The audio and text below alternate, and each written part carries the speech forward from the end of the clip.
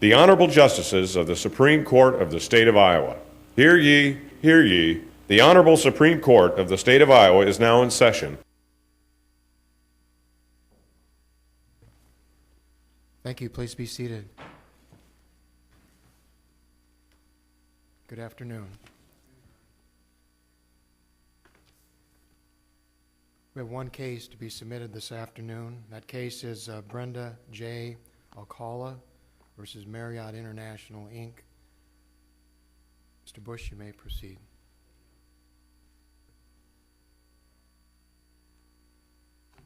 May it please the court. My name is Mike Bush. I have the privilege of representing Mrs. Brenda Alcala for this application for further review from an adverse ruling by the Court of Appeals on her civil lawsuit. Since I have a lot to cover, I'll get right into it. There are three issues that are involved in this application.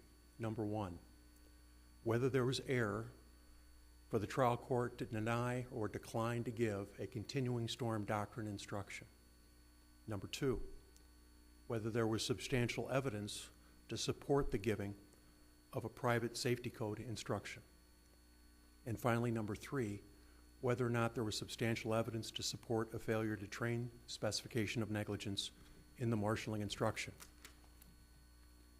With regard to the continuing storm doctrine, the seminal case is the Reuter versus Iowa Trust case. It's a very old case, 1953, and it basically stands for the proposition that a landowner may wait until the end of the storm or a reasonable time thereafter before he needs to attempt remedial measures for natural accumulation of sleet and snow. In 2014, just before our case was tried, the Court of Appeals came down with a Rockford case, R-O-C-H-F-O-R-D. And in that case, the Court of Appeals dealt with what is and what is not a storm. Now, using this prism, the Court of Appeals ruled that the continuing storm doctrine should have been instructed upon in our case. Judge McDonald, in his dissent, disagreed and wrote that this may amount to some difficult questions as to whether or not the instruction should be given, but this is one of those easy cases where it should not be given. And as I analyzed the difference between Justice McDonald and the majority in this case, it dawned on me that there was a different prism they were looking through.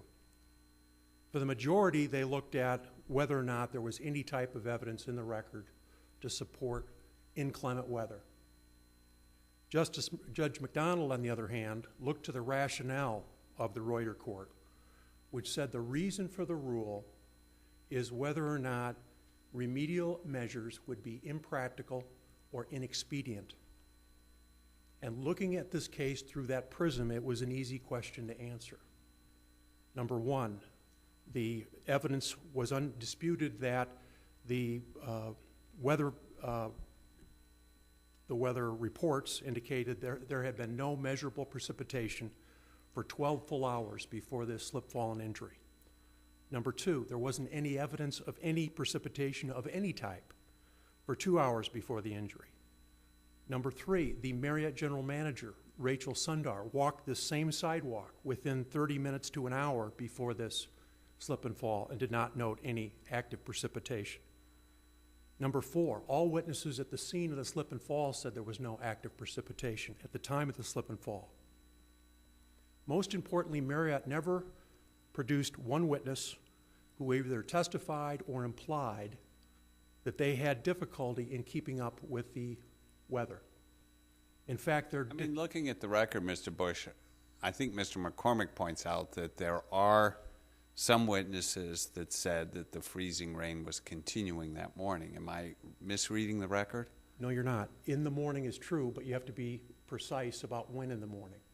And there is no evidence that I'm aware of in that record that says in the 2 hours from the time that Margaret DePape got done with her salting or de-icing until the time of the slip and fall, there was any type of precipitation of any type. Morning's a long time. It could have been from midnight till noon. It could have been after. So testimony that there was freezing rain this morning is not enough to generate a jury question on whether the storm was continuing. Is that your view? That is my position, and I'll tell you why. The reason is, when you're balancing these type of things, you have to look at the difficulty of remediating this problem. And this problem dealt with a 63-foot sidewalk, and it amounted to about a 10 or 15-minute spreading of de-icing material. It was not a situation in which you needed snow plows and a long time to remediate this thing. It was a very easy thing to remediate, particularly since, as I mentioned, there had been no measurable precipitation for at least 12 hours before this.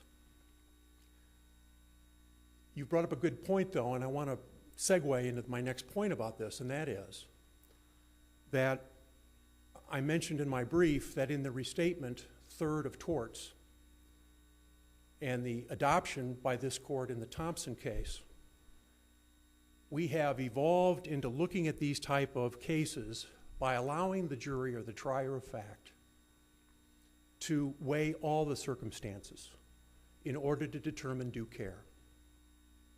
It is our position that what Marriott has argued, that this was a, quote, theory of their case. It actually, a continuing storm doctrine instruction, when you really break it down, is a comment on the evidence. That's all it is. It's one circumstance that goes into that calculation of due care. In this case, the jury was already instructed. Instruction number 23 was the standard reasonable care for landowners instruction. 900.2 is what it was patterned after. And in that, it covers exactly this situation. At paragraph 6, subparagraph 6, in this instruction, it told the jury, this jury, that the jury should consider the opportunity that Marriott had to maintain this sidewalk and to consider the ease of maintenance or repair. It is our position that the continuing storm doctrine has outlived its usefulness. It is in effect putting a trial court in a difficult position. It's trying to micromanage the facts that are going to the jury when the jury is perfectly capable of weighing all those facts and then making a decision, which is in effect is what the jury did in this case. If you look at the transcript of the closing argument, the defendant was not precluded from talking about the weather. They spent 6 full pages in their closing argument talking about the weather. They had every opportunity to bring up this defense. Counsel, have other states abandoned the use of continuing storm doctrine or separate instructions on it? I don't know the answer to that, Your Honor. I did not research that. I apologize.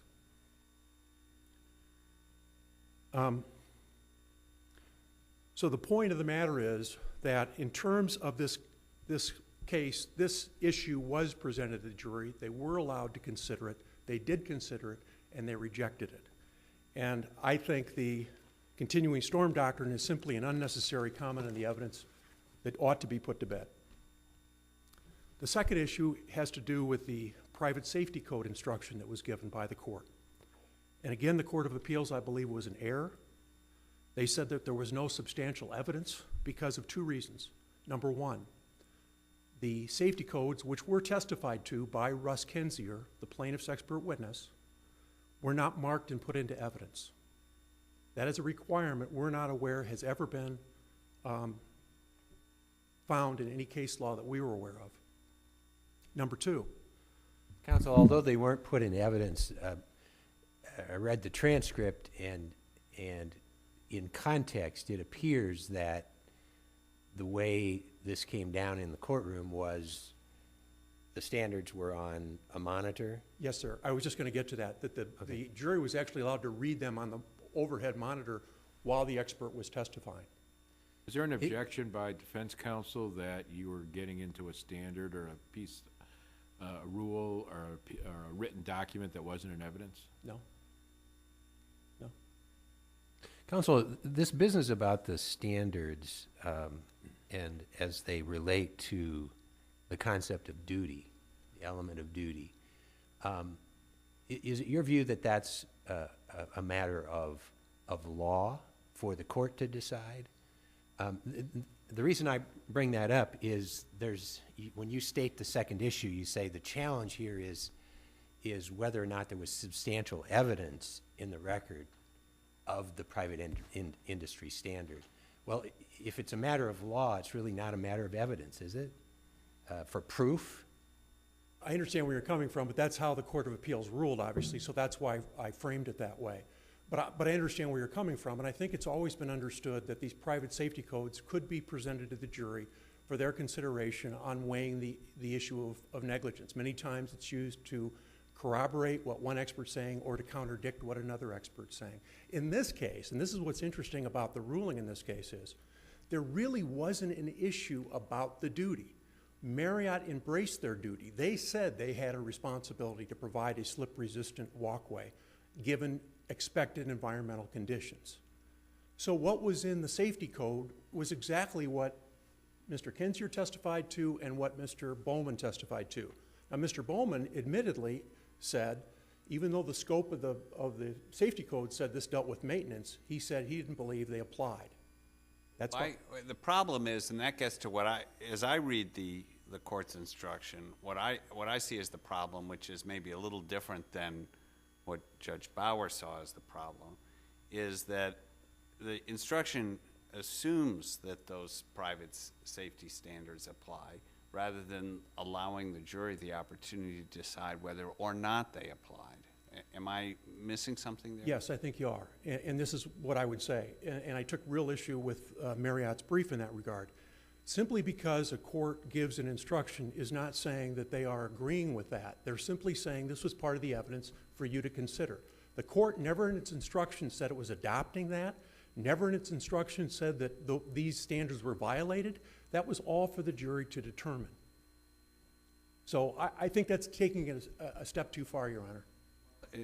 I mean, as I read the instruction, it sort of paraphrases the standards, and then the court says you may consider a violation of these standards as evidence of negligence. Right. There's no opportunity for the jury to decide, well, those are standards out there, but they don't apply. And on the face of it, the ASTM standard at least sounds like a standard for building sidewalks, not a standard for maintaining them. Well, I understand that's the position that the architect took also. But I don't think that hits the point. The point is, what was it about this instruction that would have prejudiced Marriott if, in fact, Marriott agreed with this duty? They agreed with this duty. Bowman agreed with this duty. Everybody agreed with this duty. The question was, what was the duty? The question is whether they fulfilled it. And that was where the rubber met the road in this case. They were saying everything was perfectly hunky-dory with this sidewalk. The problem was they had 4 independent witnesses that said, no, there was a real problem with this sidewalk. You couldn't even walk on this sidewalk. That was where the issue was. And I should mention that Instruction 7 specifically allowed the jury to accept or reject any testimony from any expert. So, yes, they were confronted with 2 different experts, but that other instruction that they got, which you have to include in your formula, said that they had an opportunity to accept or reject whatever any expert said. Okay, so let me go on. I've only got 2 minutes to handle the last one, which again, in the marshalling instruction, there were a number of specifics that we alleged that Marriott failed to do, one of which was inadequate training. And the Court of Appeals said that there was not substantial evidence in the record as to this issue and indicated that they believed that since Russ Kinzier did not testify about a standard of care of training, that meant that there was not substantial evidence in the record to produce this specification. As you may recall, the maintenance person who was on duty the shift before this happened admitted in her testimony that she had never been taught, never been trained, how long this de-icing compound would remain active before it became inert. The defense expert, Alan Bowman, testified that it would take 3 to 4 hours depending upon the temperature. The testimony from the maintenance person was that I continued to add de-icing compound at regular intervals throughout my shift. And there was a problem with that testimony because if you believed the independent witnesses and the plaintiff, at the time she slipped and fell, there was virtually no de-icing compound on that sidewalk. The maintenance person had testified that when she came on her shift, that there was de-icing compound all over the sidewalk. A jury could have found this person not credible and found that because she was not trained, how long that de-icing compound would remain effective, that could have been a material factor in how and why this happened. But you need one more piece, which is some evidence that the standard of care for training includes telling people how long de-icing compounds last. Well, again, I guess that gets to the nub of this thing, and I'm glad you brought that up, because I don't know that that's a standard of care type of analysis. You know, this isn't a professional training. This is simply telling someone what to do in order to make a sidewalk safe. As I mentioned in my brief, certainly if it was a professional negligence case, you'd want that standard of care testimony. And this court has specifically said that when you have professional type of standards, then you have to have expert testimony. We feel this is just a reasonable care standard that any jury could have easily understood that that's a pretty big omission to not tell your maintenance person when and how that stuff stops working. So we feel it's again, going back to the restatement of third, to the Thompson case, we're talking about a reasonable care standard, and that it's not necessary because the jury doesn't need that guidance in order to understand this simple concept. So, and then, thank you. Mr. Bush, thank you as well. Mr. McCormick.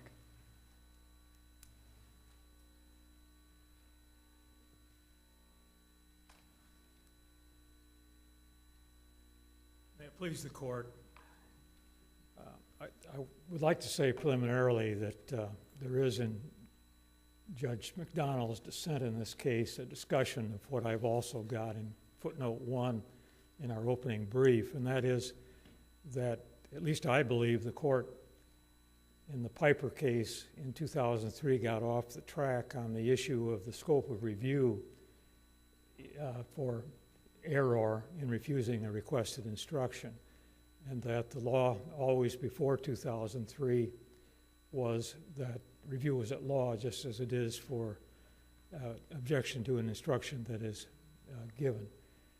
And the cases are confusing since that time. The Court of Appeals seems more consistently to have used that law scope of review than this court, but I think that ought to be probably addressed. The issue of whether there's a continuing storm really requires answer under the evidence to 3 questions. Was there a storm? There's no doubt in this record there was a storm starting on the 20th of January and at least extending into the 21st. And there's a dispute in the evidence. Can I go back to Sure. your standard of review? It seems to me that it makes more sense to review an instruction that's not given from an abuse of discretion because there may be other instructions that cover the area, or there may be other instructions that may have gotten to that, so it's not an abuse to give an extra instruction. And one of the reasons it can be an abuse of discretion is because it didn't comply with the law. You know, so abuse of discretion not only is an irrational, untenable, and I can't forget the other one, but also abuse of discretion. I think that's why the court adopted that. And I mean, I don't know if I agree with Judge McDonald on that from that point of view, because you don't want to be handcuffed as a district court judge to have to give something because it's the law when the other instructions cover it. And I think that's the argument made actually in this case, that the general negligence instruction covered this continuing storm doctrine properly after Thompson. Just say that there are two things I would say in response to that, and that is that the appellate courts often say when they find potential error in instruction that in this case there's no prejudice because it's covered somewhere else or it's not prejudicial to the party. The other aspect of it is all I'm suggesting to you is that there's confusion in the cases, and I think it probably ought to be resolved one way or the other. And whether it's handled through the prejudice Yes. approach as you just suggested, or Yeah. just an explanation that, as a matter of a legal principle, that concept was adequately addressed in the other instructions, can be done without an abuse of discretion discussion, right? Yes, Your Honor. Yeah. Yes, Your Honor. And I don't think it makes any difference in this case, as I've argued in my brief. With respect to the continuing storm doctrine, there are three questions, as I said. One, was there a storm? Secondly, did the storm stop? And then the third question would be, if it did stop, did the party have a reasonable opportunity to remove the hazardous ice or snow or whatever was produced by the storm? And I believe if you look at this record, and we've set out what the testimony was, and there are in the record two weather reports, but the weather reports are certainly not controlling. They were made some distance away from the site of this fall. But there was live testimony from people who were there who said the weather was bad at the time of this fall. People that had trouble getting there, and people who said that the storm continued into the morning. And this woman who was the housekeeper that was putting the salt on the ice over the night was doing it every 2.5 hours pursuant to the standard instructions. It would seem to me, though, if there was, quote, a storm going on at the time, and it was icing up immediately, it would be a jury question that if the landowner knew it, they might have been out there every 10 minutes rather than every 2.5 hours to keep salt on there or to keep sand on there. And I think that's what the Thompson case sort of, talks about when you talk about the factors of negligence. We got rid of invitee licensee, and one of the factors is under the circumstances, should it have been out there or shouldn't they have been out there? And all these arguments are great jury arguments. I mean, God bless you for that, but it sounds like whoever argued this, the jury didn't buy it. Well, there was no attack on the continuing storm doctrine in the trial court or in front of the Court of Appeals. That's new in this court. Thompson wasn't raised in either court, and it just seems to me that there's a current attack now on the doctrine itself, which is being made for the first time. And I guess I'd ask Justice Waterman's question because it was a very good question. Are there any states that keep this so-called continuing storm doctrine after they've adopted restatement third? I have found no cases that discuss restatement third in connection with application of the doctrine. Counsel, staying with the theme of the storm, it strikes me that the purpose of the doctrine, and let's assume just for the sake of discussion it survives the restatement third, the purpose of the doctrine, it seems to me, has to do with the notion that during a storm event it can become impractical or infeasible to clean or make the walkway safe, okay? So it seems to me that maybe we need more here than just to ask whether there was a storm, but rather whether this was the kind of storm that made it was just so bad that it was impractical or infeasible to actually deal with it. Now my question to you is, do you agree with that? And secondly, if you do, what is the significance of the fact that the Marriott in this case was actually trying to deal with it? They didn't just sit back and wait for the storm to pass, if there was one, and then try to say, well, we didn't have a duty. They actually tried to deal with it. And the courts that have addressed that, and I'm aware of two, including the Minnesota court whose case is cited in my brief, but in one other court that I've seen, the answer is it's great if you go out early and do your best to control the situation, but you're not penalized for that. You can wait until the storm is over before you even start. You're not at least penalized under the doctrine.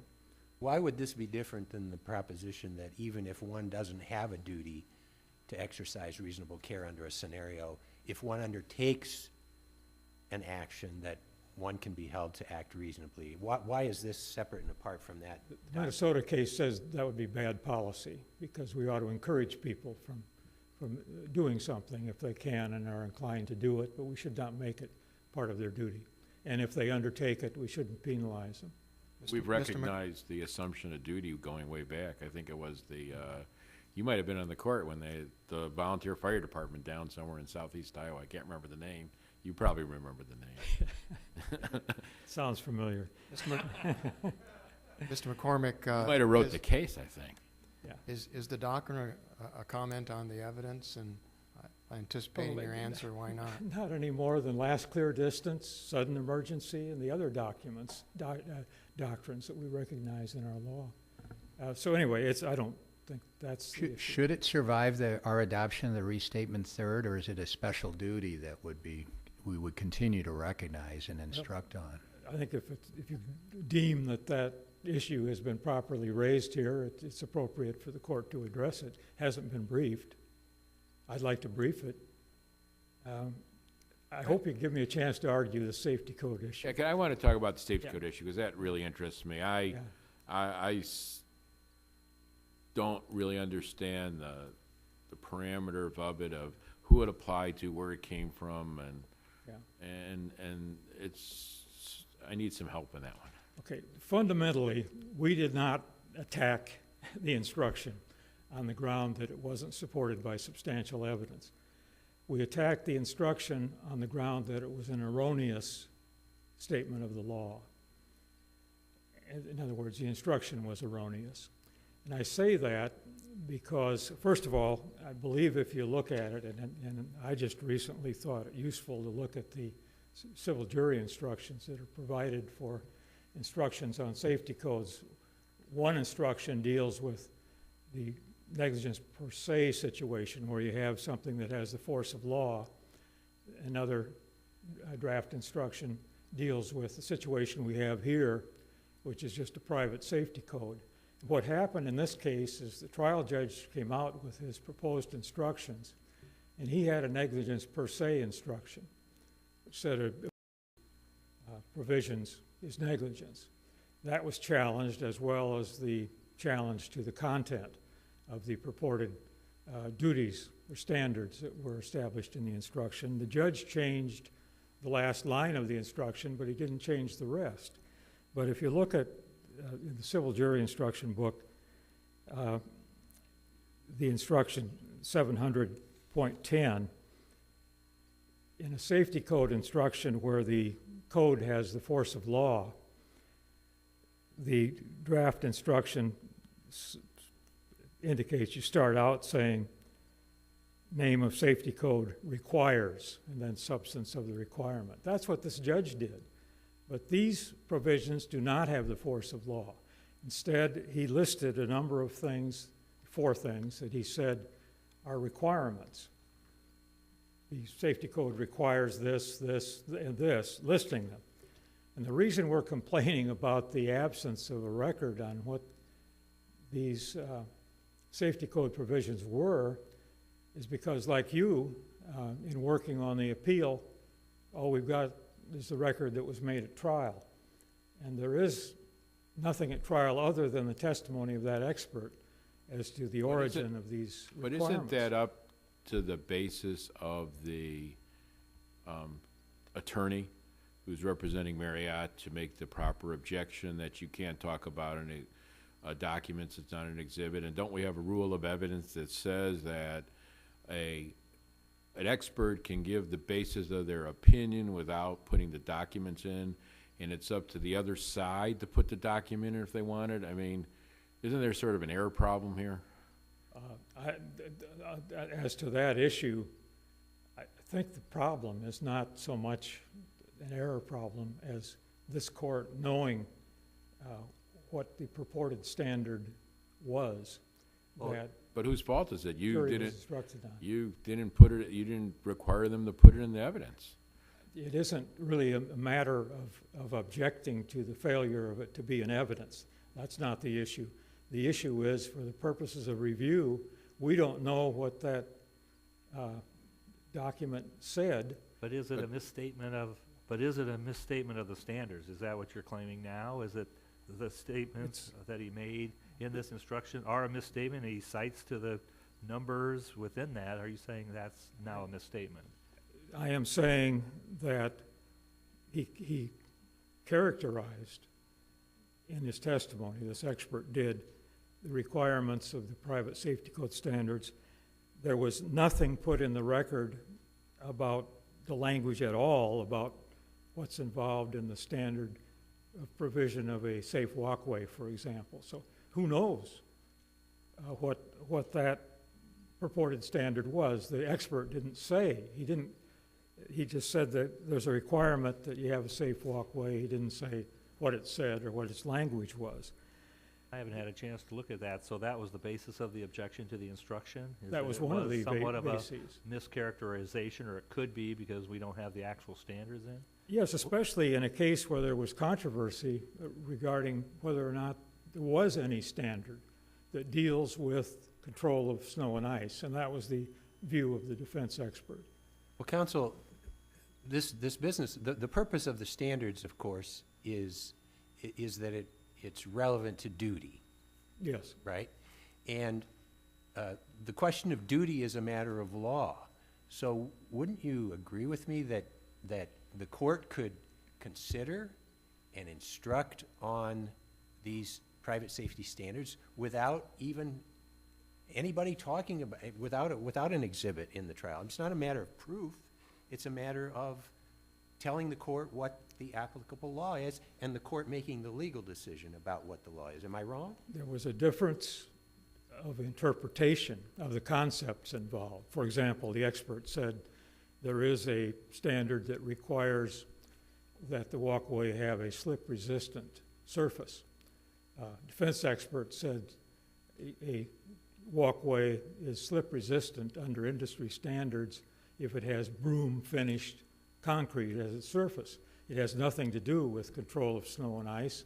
Snow and ice is not addressed in any of the standards, and none of the institutions that work on safety standards for walkways have addressed the issue because they can't agree on it. So the instruction did not permit the jury that kind of leeway.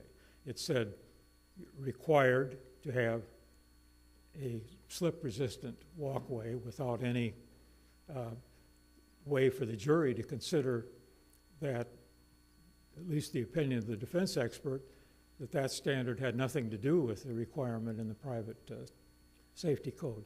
There were other issues with the instruction. The expert testified there is a standard that deals with when you have to repair a sidewalk. You repair a sidewalk if it's broken, and then he testified to the jury that a sidewalk is substandard under that standard if it has ice on it. And that just doesn't even fit his own testimony as being an appropriate thing to tell the jury. But the court said it was a requirement, and that the sidewalk involved here was substandard if it did not comply with that particular safety code provision that was testified to by that expert. So what the court did was adopt not only the expert's characterization of the standard without the standard being in evidence, but also the expert's interpretation of that standard despite the conflict in the evidence, which we think made the instruction erroneous and subject to the objection that was made. The conflict, am I right that the conflict between the experts wasn't as to the substance of the standards, but rather about whether the standards applied under this factual scenario? It was a dispute as to the substance of the standards because Well, let me say it differently. It wasn't a dispute about the words used in the standards. It was a dispute about the substance as to whether the particular standards fit this scenario. Am I right? Well, they did not get into a back and forth about the substance. That's one reason the terms or language in the code provisions, and that's one of the problems with the instruction. With the chief's permission, is it a question of law to interpret the particular code and see whether it applies to removal of ice, or is rather just what kind of surface you install? Well, if it is clear, as the defense expert alleged, that there is no private safety code standard governing removal or control of snow and ice, that could be easily a matter of law for a court to decide. If there's some ambiguity, I suppose it would be similar to a statutory interpretation issue. But that, nobody got into that. It was simply a question of whether there was a standard that dealt with the situation that was involved here and covered by that instruction. With the Chief's permission, I had one question on the third issue. I realize you haven't had a chance to get to that, but is expert testimony required to submit a negligent or inadequate training theory on how to de-ice a sidewalk, or is that within the kind of reasonable lay, or the ability of lay people to understand? We didn't argue, as contrary to what is alleged, that expert testimony was essential, but some evidentiary basis has to exist in the record to support the instruction on the negligence in this case. And the allegation in the brief filed by the Alcala side of the case in the Court of Appeals alleged that our housekeeper had admitted in her testimony that she had never been told how to shovel and de-ice the ice. She had not been trained in it. The record does not support that basis for justifying the absence of training instruction. What she testified to, the only thing in her testimony where she said that she did not receive training, was the duration of a de-icing compound that is applied. But she said, we are told 3 times in every shift to take a tour of the premises, and if we observe snow or ice, we are to remove it, and we are to de-ice or shovel. So she said our instruction was to shovel and apply, she called it salt. All the witnesses referred to the de-icing compound as salt. But our view is they had to have something in the record from which a duty could be inferred, and I don't believe there is. And that was our argument. And I said in the brief that could have had expert testimony or other evidence that would have shown a basis for negligence instruction if there was some evidence that that was a component or element of training that the individual should have had.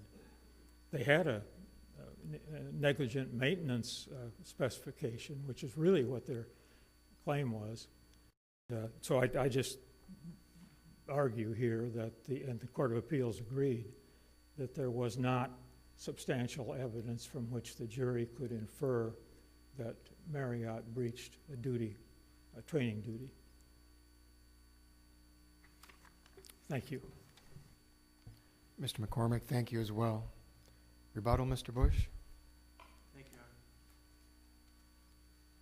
you. Maybe if I could take the last one first, since we finished up with that. I guess I'm still confused as to the position of Marriott. Either there was substantial evidence in the record to support that specification, or there wasn't. It seems to me, and yes. it's bothering me too, is that what was she supposed to be trained other than to go out there 2 or 3 times a shift to do it? And how much training did she need to know as to how long the salt or the de-icer would last? I mean, it seems to me, if they had some training manual that this stuff lasts an hour or 15 minutes, it's okay. But if they don't know how long it lasts and they're not trained to go out there, I mean, I think that's the point he's trying to make. I'm trying to make his best argument. I'm probably not as good as he is, but I'm just trying to do that. And that's I think, where they're coming from. And I guess I'd like to know that answer too. And so I'm sorry, I'd like to know the answer is, what more training should she have had? All she needed that to you be didn't told have? was, let me back up a half step. Counsel said that he disagreed with the characterization that she wasn't trained. Our position at trial was she was not trained. She said, we asked her, were you ever told how to shovel or salt? And she said no. She was told when to shovel and salt, which was on these 3 separate occasions during her shift. Where's the evidence of what she should have been trained to do? That's I From think the where he's going. defense expert's own testimony. He said that this stuff wouldn't last more than 3 to 4 hours. And so, combined with her testimony at the beginning of her shift that this sidewalk was completely full of this de-icing compound, and when you combine that with the testimony... Did the defense expert say she should have been told that? I mean, that's No. that's No, but that's I the don't think missing link that's- I think they're complaining about. Right, I understand that, but I think I don't think it takes expert testimony to figure that out. Well, here's the concern I have. I mean, under your approach, it almost seems like it's sort of a res ipsa loquitur thing. If the employee was negligent, therefore the employee was negligently trained. Is that your position? In every case where the employee is negligent, No, there has you to get to the jury on whether they're negligently trained? No, I mean, there has to be evidence, and there was in this case. She said that she had never been trained how long this de-icing compound would be effective. But And- again, where's the evidence that whether expert or factual or otherwise, that would be part of something you would train a housekeeper on? Isn't that within the common purview of lay people to know that? If you're going to use a de-icing compound to remediate a dangerous condition, shouldn't a reasonable person know how long that's going to be effective? But Do you really need to- I don't see that I mean, most jurors don't work for hotels. Most jurors aren't housekeepers. I mean, they're housekeepers at home. Most jurors don't train Right, that's my other point. people. I mean, nobody, it does seem like it's almost kind of a res ipsa loquitur approach. Well, I would argue that The most... accident happened, therefore the person was negligently trained. No, I Any don't think I'm saying testimony that. that there was instructions on the salt or the de-icer about how long it lasts and how long you have to do it? Was there any of that testimony? Well, the expert testified I'm talking to that. about, yeah, but the expert wasn't there the day the accident happened. The housekeeper was there. Was there any testimony to the show that she would have known that it would only have lasted 2 or 3 hours? No. She said just the opposite. She didn't know. She wasn't trained. Well, could the jury infer from the expert testimony it only lasts a certain amount of time, combined with her testimony, she didn't know how long it lasts, and we interpret the evidence in light most favorable to the verdict, and you just Exactly, need Your Honor. substantial evidence to get it to And there. understand that as homeowners, we have to know this ourselves. I mean, it doesn't take an expert witness to know that if there's something going on and we spread de-icing compound, we better know how long it's going to be effective. That's within the common purview of a jury. So that would be my position on that. That gets you to the jury on whether she's negligent, but maybe, and I don't dispute that you had certainly had substantial evidence there, but how does it get you to the jury on the negligent training component? Because if they want to make sure that the people who are charged with the responsibility of remediating that danger know what they're doing, they have a duty to tell them how long this de-icing compound is going to last. That's the exact what training is. I'm sorry, I don't understand. That's as best as I can do. Very briefly, may I just hit, I wanted to comment on the safety codes because there was a question as to whether or not there was anything in those codes that was misleading. There was not. Everything was testified to, and I believe it's now been conceded that there was substantial evidence in this record for that. Finally, with regard to the doctrine of the continuing storm, that's I think where we're going with this restatement third, is getting rid of all these artificial doctrines and allowing the jury to make an informed decision based upon all the circumstances. Thank you very much. Thank you as well, Mr. Bush. And thank you for your clear arguments and responsive answers as well. We'll ask the bailiff to adjourn court.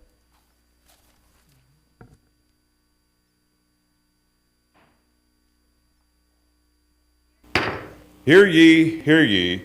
The Honorable Supreme Court of the State of Iowa is now adjourned.